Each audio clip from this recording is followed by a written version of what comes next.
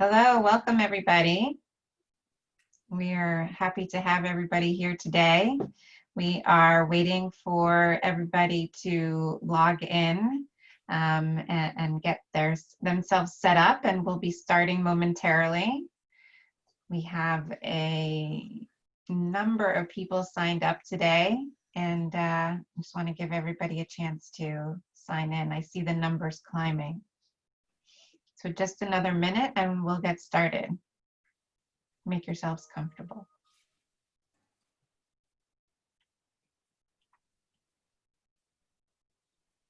And if you're just joining us now, welcome.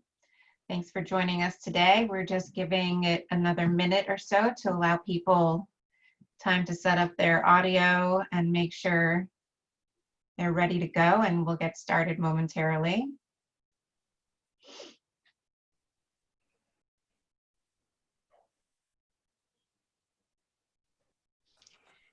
Okay, I think we'll get started.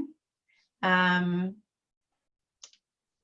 name is Shiri Ourian. I'm the Executive Director of the American Friends of the Parent Circle. We are an American 501c3 organization, and we raise awareness and support for the work of the Israeli and Palestinian organization, the Parent Circle Families Forum, that brings reconciliation between Israelis and Palestinians. The organization is made up of 600 bereaved Israeli and Palestinian families. Rami and Bassam are two of our members. They also were the co-directors of the Parent Circle up until not long ago. In fact, just 5 days ago, they both retired, and I'm sure they'll tell you about it. They look, as you see, well rested, and they look healthy, and they look like they're started retirement. And also, I'd love for Briann, for you to start today. We're so grateful for you for initiating this and coming up with this fabulous idea and bringing Apeirogon, which is the book written by Colin McCann, for those of you that haven't read it. It was just long listed for there it is, for the Booker Prize. And Rami and Bassam are also the main characters, or they're not characters, they're real life people. They're the protagonists of the story, and we'll get to that as well. But Briann, I'd love for you to just say a couple of words and before we get started. Okay, thank you, Shiri. Well, I'm Briann Shear, and I am the president of the New Orleans chapter of Hadassah. And I'm just delighted to welcome everyone to this discussion. We're co-hosting, of course, with the American Friends of the Parent Circle. And I kind of ask myself, when is a book really more than a book? And I answer, when it shines with humanity, understanding, and peace. When it changes us. And I think Apeirogon is that kind of book. At a time when we all need to listen and understand each other more, reading Apeirogon is one way to listen and to hear the story of the other. For those of you who have not read the book, I hope that this conversation today will encourage you to do that. Apeirogon, the title, is also the name for an infinitely sided figure. And the book embodies that, weaving in lots of myriad bits of information on a range of topics, all taking place around the central stories of these two men who are with us today and will speak to you all. Constructed in a pattern of 1,001 chapters, the two men's narratives are literally at the heart, the physical center of the book. And just as the 1,001 stories of Scheherazade are told to save her life, I think these men tell their stories as a way of making their pain into a path to peace. When Hadassah chose New Apeirogon as by Colin McCann as the Reader's Circle selection for July, we never imagined it would lead us to meet here live with the two men who are at the heart of this book. But the COVID-19 pandemic, along with all the tragic losses it's brought, has also brought us some strange and rare gifts, and this meeting is one of them. I want to thank Shiri and Christopher of the American Friends of the Parent Circle for all their help in making this a reality. And I want to thank Colin for the book, the amazing book. And I want to thank Rami and Bassam for being who they are, an inspiring example of understanding peace, persistence, and reconciliation for us all. Hadassah and founder Henrietta Zold predate the State of Israel. Founded in 1912 as a Zionist group dedicated to practical work in Palestine for all the people who lived there, Hadassah created an infrastructure for a modern medical system in that small part of the world. Zold's Zionist vision of a homeland for the Jewish people was one where all of those who lived on the land, Jews and Arabs alike, lived in peace and harmony. This vision is realized in Hadassah's hospitals and research facilities where everyone of all faiths and ethnicities work together to heal whoever needs medical care. Although she died in 1945, 3 years before the establishment of the State of Israel, Henrietta Zold's dream lives on in the role of Hadassah hospitals. They serve as oases of peace and a mini society role model, I think, where there is mutual respect and recognition of the dignity and humanity of all. So I see Hadassah and the Parent Circle as natural partners because their mission is essentially the same, one of healing and peace. And now I'll turn it back over to Shiri and we'll get to hear from our two special guests. Thank you. Thank you so much. And thanks for hosting today and for bringing so many people with us. We had more than 100 people registered. I'm going to let these two incredible men speak, but just a couple of housekeeping notes before we get started. You're all unmuted.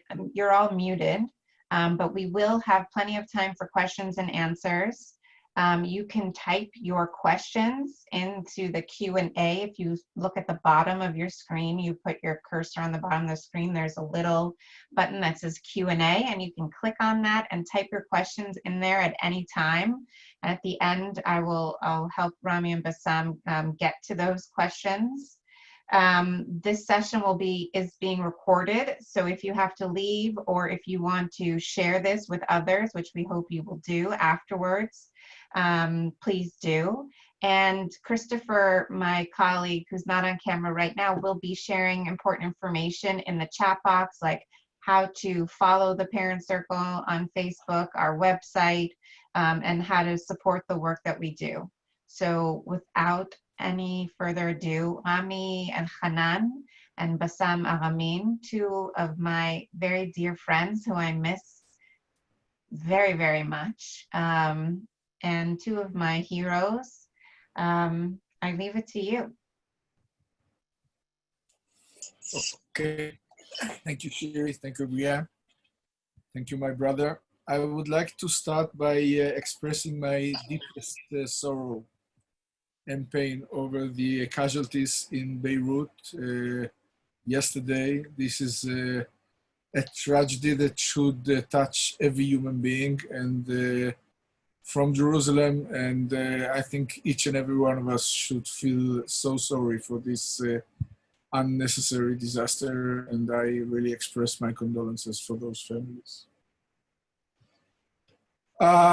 This Palestinian terrorist below me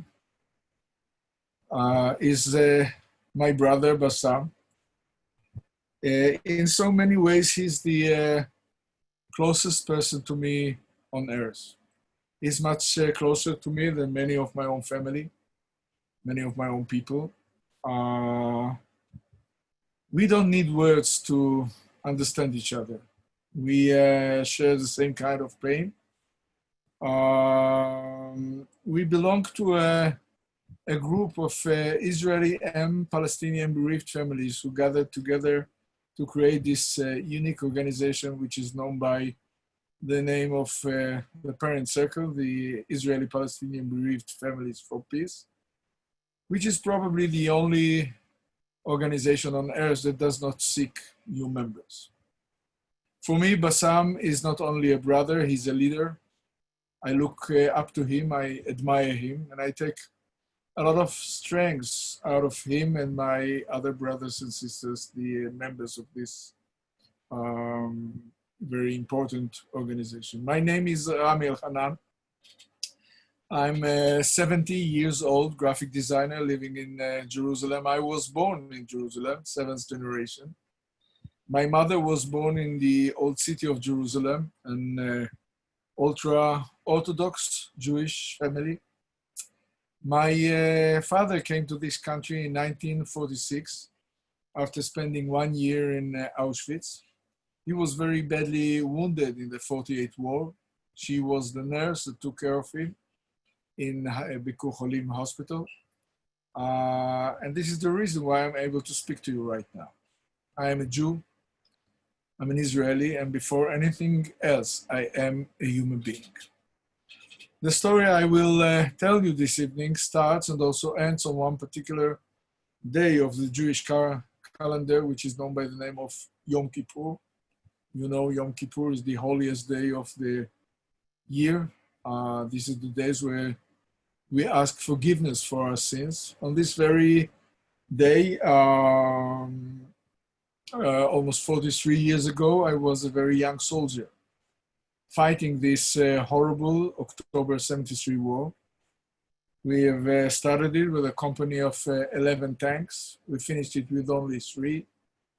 I've lost over there in the desert of Sinai, across the Suez Canal, some of my very close and best friends. And I came out of it a very angry, bitter, and disappointed young man with one determination: to detach myself from any kind of involvement, to look after my own interest. I got out of the army. I went to Bezalel Art School to become a graphic designer. I got married and I had 4 kids. And 34 years ago, on the very eve of Yom Kippur, September 1983, my daughter was born in Hadassah Hospital in Jerusalem. Her name was Smadar. The name Smadar is taken from the Bible, the Song of Solomon. It means the grape of vine, which means the opening of the flower. And she really was a very sparkling and vivid and joyful little girl. She was very beautiful. She was an excellent student. She was a swimmer. She was a dancer. She was amazing. Everybody used to call her the princess. And we lived a very good life in our house in Jerusalem. My wife, which is a professor in the Hebrew University for education, my 3 boys, and this princess seemed to be the perfect, sheltered, protected lives. In so many ways, you could say that we put ourselves inside a big bubble, completely detached from the outside world, minding our own business. I was doing graphic design for the right wing, for the left wing, whoever paid me.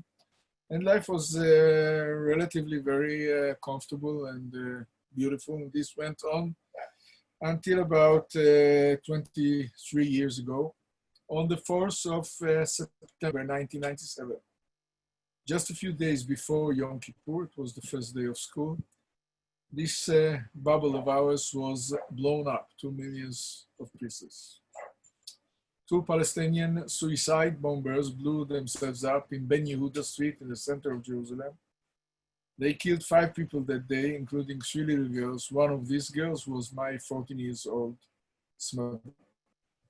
It was Thursday afternoon and the beginning of a very long and very cold night, which continues until today. At first, when you hear about the explosion, you keep hoping that maybe this time this finger will not turn towards you. Then gradually you find yourself running in the streets, trying to find her. She completely vanished. And you go from hospital to hospital, from police station to police station. Many long and frustrating hours until eventually very late at night, you find yourself in the morgue in Abu Kabir. And this finger is stuck right between your eyes. And you see this sight which you will never ever be able to forget for the rest of your life. And then you come back home. The house is filled with thousands and thousands of people coming to pay respect, to offer condolences. These are the 7 days of the Jewish mourning period, the Shiva. And you are kind of enveloped by these thousands of people in a very clever, traditional way that is designed to ease your passage to the new kind of life which expects you. On the 8th day, everyone goes back home. Suddenly you are left alone. You need to wake up. You need to stand up and face yourself. You have to make a decision. What are you going to do now with this new unbearable burden on your shoulders? What are you going to do with this new personality of yourself, which you never thought could have existed? What are you going to do with this anger that eats you alive from within? There are only two ways to choose from, and the first one is obvious. When someone kills your 14 years old little girl, you are so angry and you want to get even. This is natural. This is human. This is the way most people choose, the way of revenge and retaliation. But then after a while, you start to think, you know, we are human beings. We are not animals. We have heads on our shoulders. And you start asking yourself questions. Will killing anyone will bring her back? Will causing pain to someone will ease this unbearable pain? The answer is certainly not. So in a very graduate and complicated process, you come to the other option, which is much more difficult. Trying to understand what happened here. Why did it happen? How could such a horrible thing take place? What can cause someone to be that angry, that desperate, that mad, that is willing to blow himself up with 14 years old little girl? Do you have some connection or responsibility yourself? And then the most important question of them all, what can you do personally in order to prevent this unbearable pain from other people, from other families? Well, it's not easy, it takes time. It took me almost a year. Foolishly enough, at the beginning, I thought that I could go back to my life, to my studio, to pretend as if nothing had happened and to lead a normal life, but nothing was normal anymore. I was not the same person anymore. And about a year later, on some occasion, I met a big man who changed my life completely. His name was Yitzhak Frankenthal. He was a religious Jewish guy, you know, with a big kippah on his head.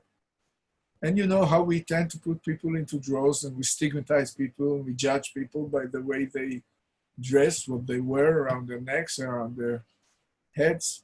And I was certain that this guy, Yitzhak Frankenthal, was a fascist, a right-winger, that he eats Arabs for breakfast. I prepared myself to fight him. We started talking. He told me about his son, Arik, a soldier who was kidnapped and murdered by Hamas in 1994, and about this organization that he created of people who lost their loved ones, Israelis and Palestinians, who have joined forces together to change the situation. And I looked at him and I remembered that this guy, Yitzhak Frankenthal, was one of these thousands of people that came to my house a year before during the 7 days of the mourning, and I went crazy. I was so angry with him. I asked him, how could you do it? How could you step into someone's house, just lost a loved one, and talk about peace? How dare you? And he, being the great man that he is, was not insulted. He just invited me over to watch a meeting of this group of crazy people. And I reluctantly went to see. I was standing aside, very detached, very reluctant, and very, very cynical, as I always am. And I was watching the people coming down from the buses. From the buses came down people that, for me, as an Israeli patriot, were always living legends. I used to look up to them. I used to read about them in the newspapers. I never ever thought that one day I will become one of them. People who lost their loved ones are still search for peace. But then I saw something else. Then I saw something which was completely new to me, to my eyes, to my mind, to my soul. I was standing there watching the Palestinian bereaved families coming down from the bus, walking towards me, shaking my hand for peace, hugging me, crying with me. And I was so deeply touched and so deeply moved. You see, I was 47 years old at the time. And until today, I'm ashamed to admit it was the first time ever in my life I have met Palestinians as human beings, not as workers in the streets, not as terrorists, and not as transparent people, as human beings who carry exactly the same burden that I carry, who suffer exactly like I suffer. And I was so deeply moved and shocked by this sight. I remember seeing this old Arab lady coming down from the bus with this long black traditional Palestinian dress. And she had a picture of a 6-year-old kid on her chest, exactly like my wife, on hers. I'm not a religious person. I have no way of explaining what happened to me back then, 22 years ago. All I can tell you is that from that moment on until today, I devote my life to go everywhere possible, to talk to anyone possible, people who want to listen and people who will not listen, to convey this very basic and very simple message. It says we are not doomed. This is not our destiny to keep on killing each other in this holy land of ours forever. It's not written anywhere. We can change it, and we can break once and for all this endless cycle of violence and blood and revenge. And the only way to do it is simply by talking to each other, because it will not stop unless we talk. I believe that one can teach himself how to listen. I believe that once you are able to listen to the pain of the other, you can expect the other to listen to your pain. And then only then start this very long journey towards reconciliation, maybe some kind of peace in the end. This is a very long and bumpy road, no shortcuts. But this is the only way possible, because the other way leads to nowhere. And the price of the other way is really horrible. Believe me, I know what I'm saying. So this is what we are trying to do in the Parent Circle. This organization of 600 families, Israelis and Palestinians. We bang our heads against this very high wall of hatred and fear that divide ourselves today. And we put cracks in it, crack after crack. And through these cracks, a little light comes in, and a little light can drive away a lot of darkness, until we will put those walls down, because the alternative is too horrible. And we have an enormous ally on our side, which is the power of our pain. You should know that the power of pain is really tremendous. It's very much similar to the nuclear energy. And like this horrible energy, you can use it in order to bring darkness and destruction and pain to people. Or you can use it in order to bring light and warmth and hope. So we go around the country. We go from high school to high school. We talk to Israeli kids and Palestinian kids. We talk to the Israeli public and to the Palestinian public. And we tell them that our blood is exactly the same color, that our pain is exactly the same pain, and our tears are just as bitter. And if we, who pay the highest price possible, if we, who have every reason on earth to hate each other, to want to kill each other, if we can talk to each other, if we can call each other brother, anyone can, anyone should. Thank you for listening. Thank you, Rami. Bassam, you're on mute. Yeah, I'm muted.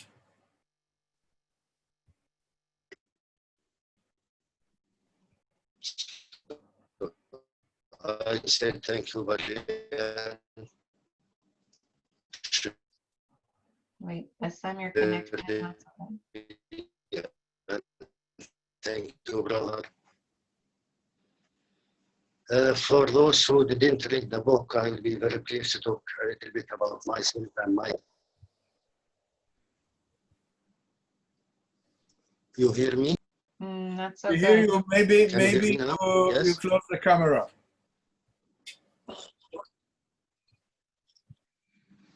Now it's much better? Yeah.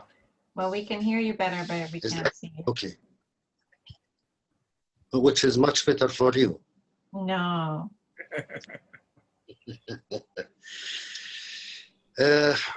Okay. maybe it's strange to meet any Palestinians who never have been to the Israeli jails. Because according to Menachem Begin in his book, The Revolution, he says jail is a flower and each Palestinian must smell it. So I am one of the Palestinians who went to jail when I was 17 years old. I spent 7 years for resisting the occupation. But I started when I was 13 years old. I started with other 4 kids by raising the Palestinian flag. It's to make the Israeli soldiers nervous or crazy. This is the only way at that time how to make them crazy, those strangers. We hate them without knowing who are those people. And we don't need education to hate them from their behavior when they come to our village in that time. Briefly, it's a very long 7 years. In jail, I watched a movie about the Holocaust. And if you don't know the Palestinians, we deny the Holocaust. We don't know anything about it. We think it's a big lie. But I want to enjoy seeing someone torture those Jewish, or kill them or occupy them because they occupied us. What happened, I found myself crying, get sympathy with those innocent people. And I start to ask myself, why this Hitler killed them? What did they do? Which is pushed me to thought that I want to know more about this Holocaust. If it's really happened or it's just a movie. It stayed with me for many years, long years, until 2010, before 10 years. I make my master's degree about the Holocaust in Bradford University in the UK. In jail, every behavior push you to be violent. Every behavior push you to lose your humanity and only to think about revenge. And this is what we teach each other, that those people, it means the Israelis or the jailers, they want us without humanity, like animals, to think about revenge. So they are not our examples. We need to keep our humanity and to create human instruments, internal, to survive in order to continue our struggle to achieve freedom and democracy and peace to ourselves, our families, and our country. It's a long 7 years, as I says. In general, you just become more determined to continue your armed struggle, your fighting against this enemy.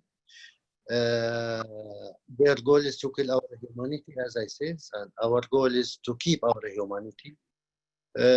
I get released after 7 years, and I still believe in armed struggle as the only way to fight those people. 1 year later, we have also agreement for the first time, as you know, between PLO and Israel. Suddenly, we have peace agreement.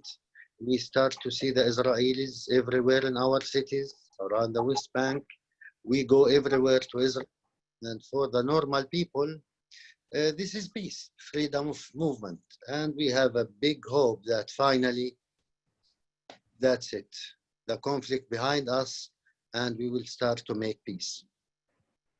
Unfortunately, it didn't happen.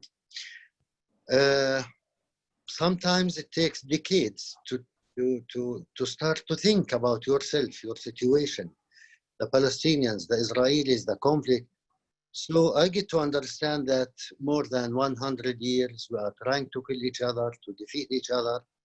And the result, even until now, Israel is not safe and Palestine is not free. And every day, more blood, more pain, more victims. So maybe through negotiations, maybe we can achieve such agreement, but through armed struggle or violent struggle, we know the result. So I decide that I will never use or support armed struggle because it doesn't work.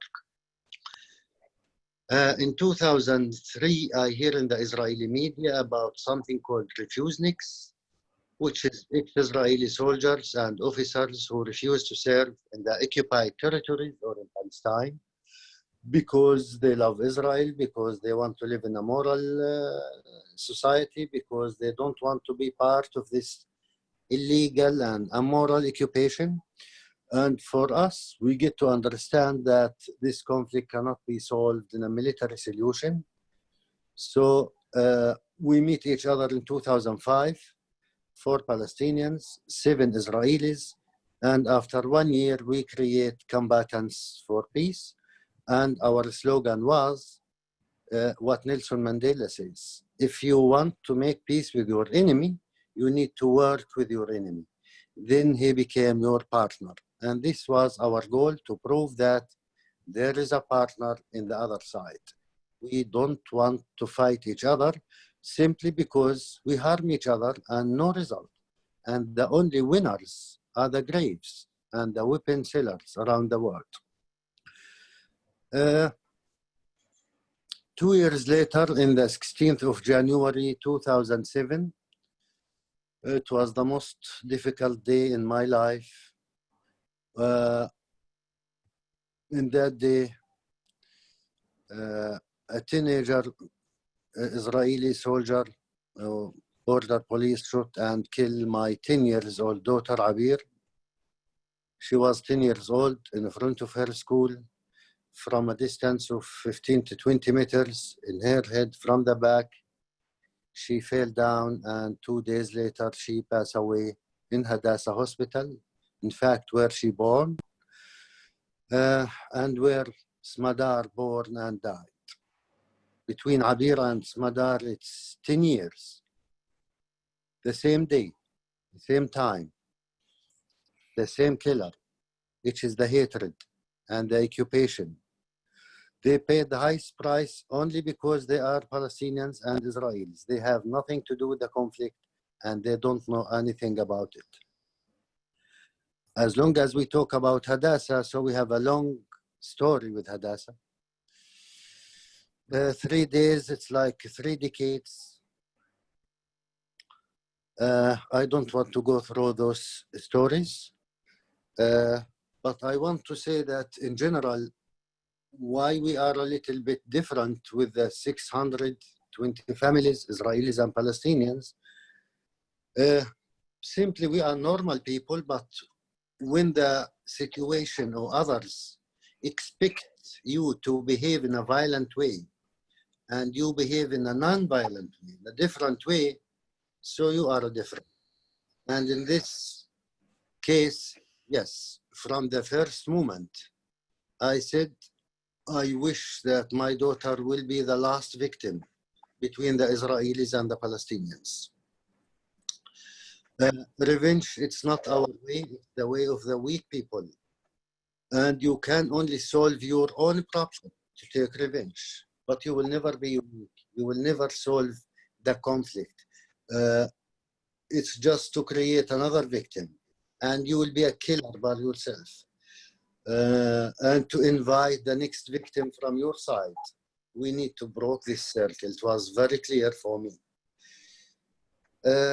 My brother Rami and his wife, among 30 Israeli families who come to support me 3 days in Hadassah hospital.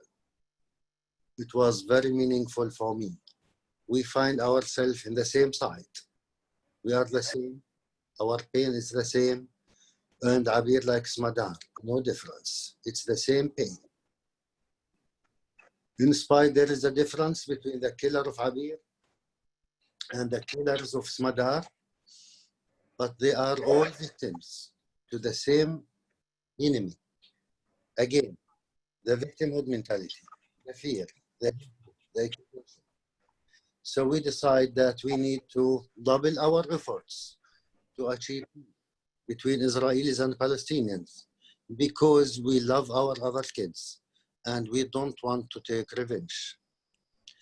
For that, when I meet the victim who killed my daughter after 3 years in the Israeli court in Jerusalem, I said to him, I need you to know that you are not a hero and you are not a warrior, you didn't kill the enemy or the terrorist, you just killed 10 years innocent girl. And if you think it's okay to kill my daughter, enjoy your crime. I don't ask for revenge because I don't take revenge from victims. You are not less victim than your victim in my eyes. But in any day in your life, if you come to ask me to forgive you, always you will find me there. I will forgive you, but it's not because of yourself. It's because of myself. Because I really love my daughter. And because I have another 5 kids. I don't want them to be victims to you as a victim. I must say something about Hadassah, about the doctor who was responsible for the treatment of Abir. In general, doctors, it's unique to see them crying because every day people died, kids, old people, young people. When I meet him, he started to cry, and it was very strange for me. So I asked him, why you crying? He said, I read about you in Google, about your activity. You are the last people on earth that you deserve such a thing, you and your family and your daughter. In the meantime, I cried for myself. I said, why? He said, because I lost my son in a different occasion, for different reason.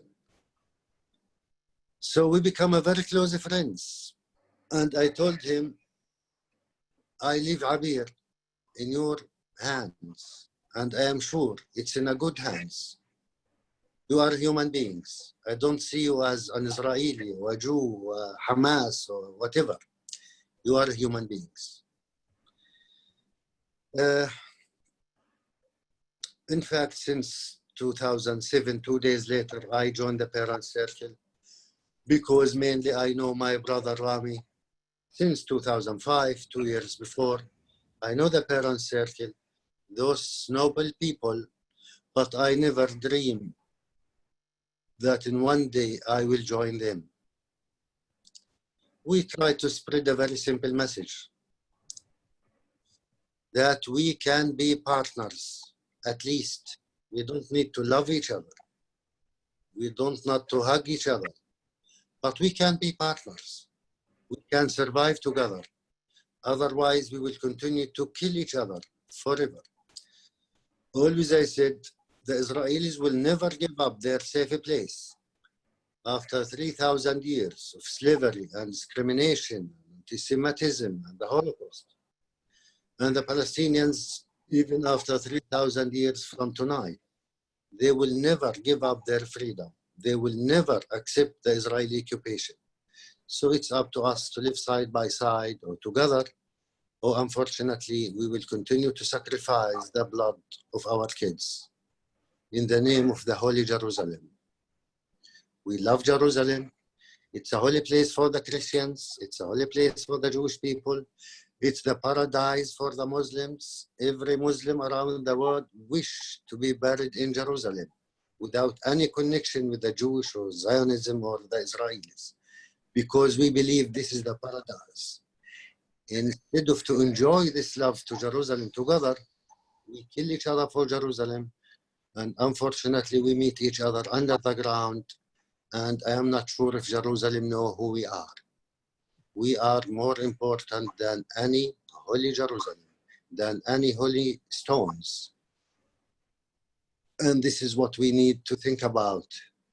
We have this future in this land for our kids. They are all our kids. Thank you very much for listening. Wow. Thank you, Bassam. Now we can see you too. I'd never heard this part about Hadassah. What a incredible piece of the story that Hadassah played in both of your stories. I met this. He was really I have another 2 hours to talk about Hadassah, but there is no time. We can make a movie about it. Yes. You can come. You can talk anytime. Just let us know. We'll make time for you. What did you say, Rami?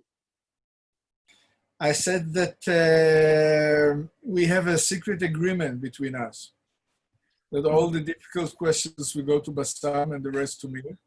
We know all the answers by heart. Don't have any mercy. We know all the answers. Please shoot us.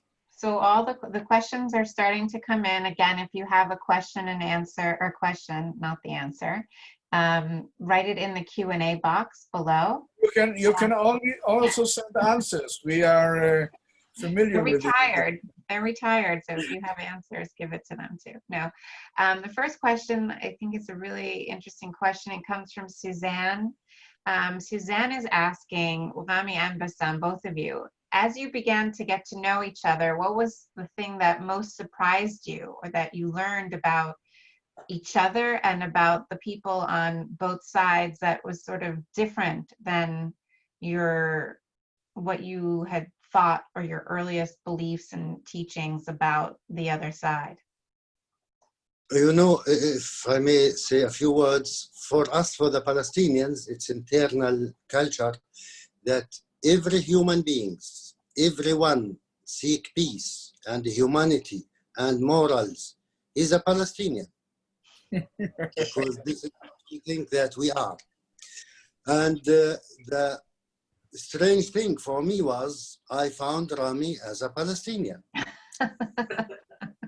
It means he's a human being. He's not my enemy. He's a very noble human being. And he against oppression, against occupation, pro-justice, everywhere around the world, including the Palestinians. So he is my partner directly. He is not against me. He don't want to throw me to the desert. He wants me to live a moral life. He don't want to harm me. And this is the human side that the Palestinians don't know and don't find, in fact, in the Israeli side. Because the Israeli side for the Palestinians are the Israeli soldiers. They never meet someone like Rami. And the soldiers, for us, they are not human beings. They are killing machines. They are in their job. Their job is to occupy us. We never talk to each other. So this was amazing for me to discover this side in my brother Rami, and it was not easy for me to say brother or friend. He's my enemy. He's supposed to be my jailer, my investigator, the Shabak. So this was the most important thing for that. The personal meeting to meet as human beings, it's the key for the human relations.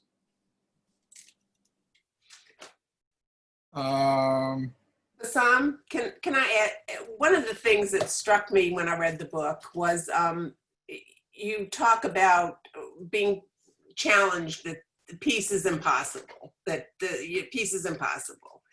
And your response was, did the Palestinians kill 6 million Jews? Or can you elaborate on that? I just thought that was a beautiful way to embrace the possibilities. Yeah, let me just fill in my other half of the former question because okay. it's important. Sure. And then Bassam, in his unique way, will tell you about the 6 million, which is amazing. The question was, what changed? Everything changed. We met Aramin's family in 2005. Our son Elik was one of the founders of Combatants for Peace, and we were at the cradle of this noble movement, and we fell in love with the Aramin family, and they liked us a little bit, and we were having dinner at their house. They came to our house. We became very, very close. So when Abir was shot 2 years later, for me it was like losing my daughter for the second time. I knew this girl, I knew the noble family, I saw the tears of Salwa in the hospitals, I was devastated. And I asked Bassam, what are we going to do now? And he said to me back then, God is testing us. And I couldn't understand. I mean, this is the essence of the culture, which was being hidden from me all my life. I'm a victim of the Israeli upbringing, of the Israeli brainwashing system, of the Israeli education, which led me to a situation in which the first Palestinian I ever met was when I was 47 years old. It's not only human beings, it's history, it's culture, it's food, it's music, it's everything, which serves one purpose. They need to separate us. Because if you know the other side, then you respect the other side. Then you cannot kill the other side. And this is the basics of all basic for both sides. To hide the other side, to demonize the other side, to the extent it will be no problem for a young, angry Palestinian guy to blow himself up with 14 years old little girl, or a young Israeli soldier to pull the trigger and kill a 10 years old daughter. So this is the essence of the change, the humanity of the other side, the nobility of the other side, the culture of the other side, which needs to be met.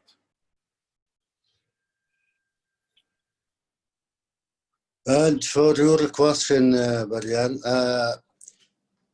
it's one of the main obstacles in the path of peace between the Israelis and the Palestinians, that we don't trust each other and we don't believe that in one day we will have peace. You imagine, don't trust the Arabs after 40 years in his grave. It's become a culture in the Israeli mentality. And in our mentality also, you don't believe the Jews because they will kill you. They are traitors. It's become a culture. And when they ask me about, is it possible? I said, it's very possible. And it's very simple because it's an evidence, really. The Palestinians didn't kill 6 million Israelis. And the Israelis didn't kill 6 million Palestinians. Yet. And you can, yeah, and you can see that there is a German ambassador in Tel Aviv. And there is an Israeli ambassador in Berlin. So it's just, you need to look forward to overcome the past, which is very painful. And here you discover that people, they are strong when they have a strong, brave leadership, take them to the future. So also we can do it. We talk about, I don't know, around 200,000 victims between the Israelis and Palestinians. It doesn't say that it's a small number, but to compare 2,000 or 3,100 with 6 million in the, after a few years, it's the most strong relationship between Germany and Israel. This is the point that, yes, we can do it and we will do it. The problem, when? How much blood we need for those politicians to sign the same agreement. We are not going to disappear, the Palestinians, and the Israelis, they are not going to leave this land. We need to live together, and we have the right to live. We have the right to exist. Rami and Bassam, someone wants to know, how do you work with Jews or Palestinians who are adamantly opposed to peace?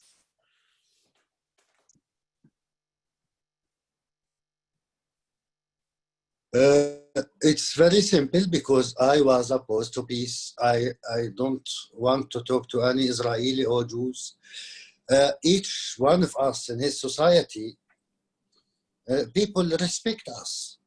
And we are not, with my respect to the academic people, we are not only academic people. We don't belong to a very rich or fancy families. We don't give lectures from fancy hotels to say to the Israelis and the Palestinians, that's right and this is wrong. This is how you need to act. We are from here. We paid the highest price. Rami fought 3 wars. I spent 7 years in jail. We lost our daughters for the Israeli people, for the Palestinian people. We have the right to talk. So people respect us and listen to us. And Rami always says, no one listen to us and remain the same, which is a fact. At least we start to think. At least we are not in danger and no one threat to kill us because we seek peace.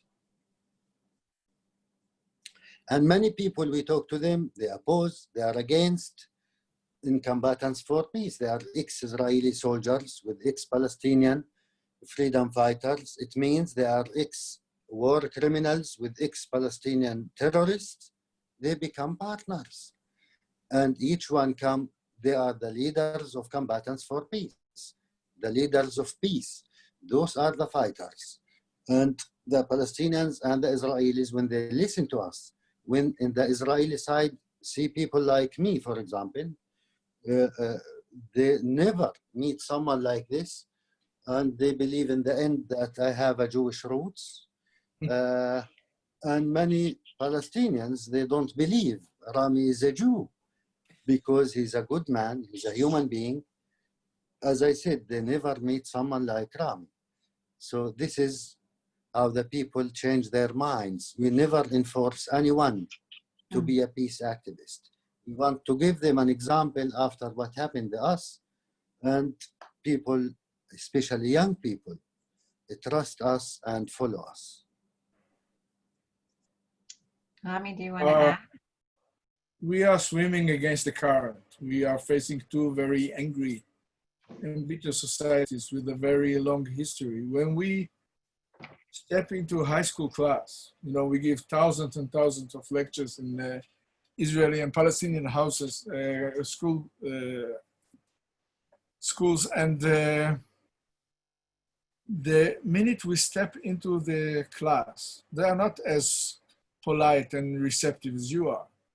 It's like, in many ways, walking into the open mouth of an active volcano. There is a sea of blood between those 2 nations, and most of these kids have never, ever been able to see an Israeli and a Palestinian together without fighting each other, without putting the pain on the table, trying to compare whose pain is bigger. And this creates an earthquake, and the earthquake creates cracks in the walls. And this is what we are looking for. We are looking for a little question mark, a little doubt, which will create the crack that the little light will come through it. And as far as I'm concerned, even if in the end of the class, there will be only 1 kid, Israeli or Palestinian, who nods his head with acceptance to this message, it's kind of a miracle for me. We saved 1 drop of blood. In Judaism, 1 drop of blood is the whole world. And in fact, the reaction that we get from the kids, you open our eyes, you change our hearts, we make a change. Meeting by meeting, speech by speech, lecture by lecture, movie by movie, book by book. It will take some time. It may take 1 year or 2 years. It took the Irish people 800 years to get over their conflict. In the end, we will have to live together, side by side, not one above the other. Oh, there's so many questions, you guys. We might go over a little bit on time because there's a question about the book, and then there's a question about what people can do, in the US. So first, the question about the book. The participant says, thank you so much for sharing your painful stories. How did Colin McCann approach you? And is the book a novel or a true accounting? I do plan to read it. Thank you. And this is something that I usually ask you, like, how does it feel to be a character in a book when you're actually real life people? And I usually answer it by saying that it sounds like you're being listening to yourself being recorded. Right. It's an amazing Rami, experience. Habibi. Rami will answer the two questions, please. It's to your department. Okay. Kala Mekan was nothing new for us. We met dozens and dozens and thousands of people in the lectures that we give. We met him about 6 years ago in Bejala in our office, and he was no extraordinary, no exception. The weird thing about his reaction was that he was crying in a way that I never ever saw before and after.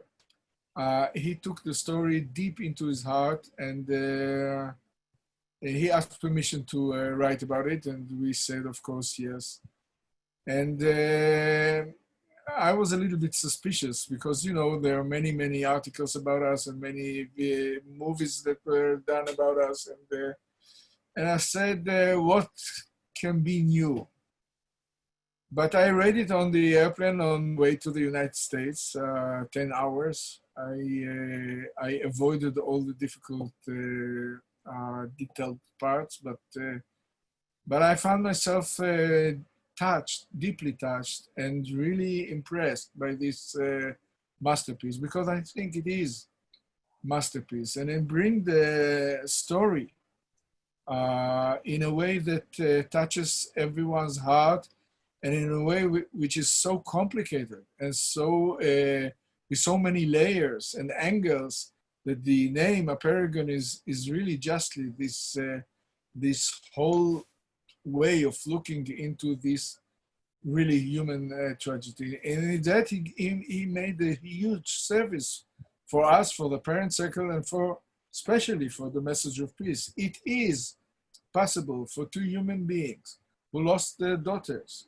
who come from both sides of cultures, history, narratives, everything you can think about, and put a bridge on this gap and show it is possible. So I'm only full of thanks to Kala Makam for doing this amazing effort. If I can just add something, Colum, when we went on tour with Colum, and this question came up many times, Colum would give examples of how he does take a little bit of liberty. I mean, the facts are there, but he would always give the example about Rami's motorcycle. Rami rides an automatic motorcycle, and in the book, for those of you who read it, it's a manual, right? And when Colum says that, it's just so much sexier for it to be a manual motorcycle than an automatic. So those are the liberties that I think Colum just to say something about Colum, I don't know who said that. If you feel your pain, it's a sign that you exist. If you feel the pain of the others, it's a sign that you are human beings. So Colum is a human being.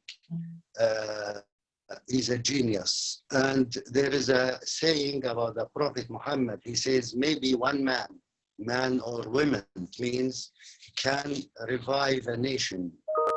I hope he will be this man to revive the world through spreading this message of humanity all over the world. I agree. You guys, I think we have time for just one last question. Anna asks, what's a lesson from both of you for all of us and the world? How can we convey your message to other Jews and Palestinians who do not think like you, even here in the United States? Rami's department. Yes, I have a very sharp answer for this $64,000 question, which is being asked every time and again. And I would say, first of all, join the Friends of the Parent Circle in the United States and support their activities, because we take our strengths from you, from your involvement, from your activity, and your support. The essence of what we are saying, the conclusion from our message is what are you going to do with it? What are you going to dream about tonight? And what will be the action that you will take tomorrow morning? I told you that my late father was an Auschwitz graduate. 75 years ago, when they took my grandparents to the ovens back in Europe, the free and civilized world stood aside, never lifting one finger. And today, so many years later, while these two crazy nations of ours are massacring each other without any mercy, while this genocide is taking place in Syria, while Turks are killing Kurds with American support, and people are drowning in the Mediterranean like flies, and atrocities wherever you look, and the free and civilized world is still doing nothing. And doing nothing while a crime is being committed is also a crime. Now, we don't want you, and we don't ask you to be pro-Israeli or pro-Palestinians. It won't help us a bit. We demand of you to be pro-justice, to be against injustice, and to be pro-peace, to be against this ongoing situation in which one people is dominating another, in which one people is occupying another. I will end with a message of a Jew, and I am a Jew with the utmost respect to my people, to my tradition, to my history, and I will tell you that ruling and oppressing and humiliating and occupying millions and millions of people for so many years without any democratic right is not Jewish. Period. No two ways about it. And being against it is not anti-Semitism. If you get into an argument, you can quote me. Thank you, guys. I just wanted to add that every time I hear Rami and Bassam share their stories, and the other members of the parent circle who have very powerful stories as well, I walk away with a sense of responsibility. And I think we all walk away today from this really moving discussion with a sense of responsibility. I think that that's what Rami is telling us. And Christopher has put some links in the chat box about how you can become involved, how you can be more engaged, how you can learn about the work of the parent circle, and when the world goes back to normal, how you can sign up for our events, and when the bereaved members come to the United States, how you can suggest to other people that you know, other Hadassah chapters, other networks that you have, to invite the parent circle, to invite Rami and Bassam to speak to their communities. And you now have the responsibility of being our ambassadors. So I want to leave you with that. I want to thank wholeheartedly Rami and Bassam for giving us your time, your hearts, your spirits today. To Briann for organizing, and to all of our participants who are here today for taking the time to listen and to bear witness and to taking responsibility forward. Thank you very much. Thank you for this. This has been wonderful. And you have a standing invitation when things are better. Come talk to us in person. We'll be honored. Thank you. Thank you very much. Okay, good night, everyone. Bye-bye. Good night. Thank you so much. Bye, brother. Bye, my brother.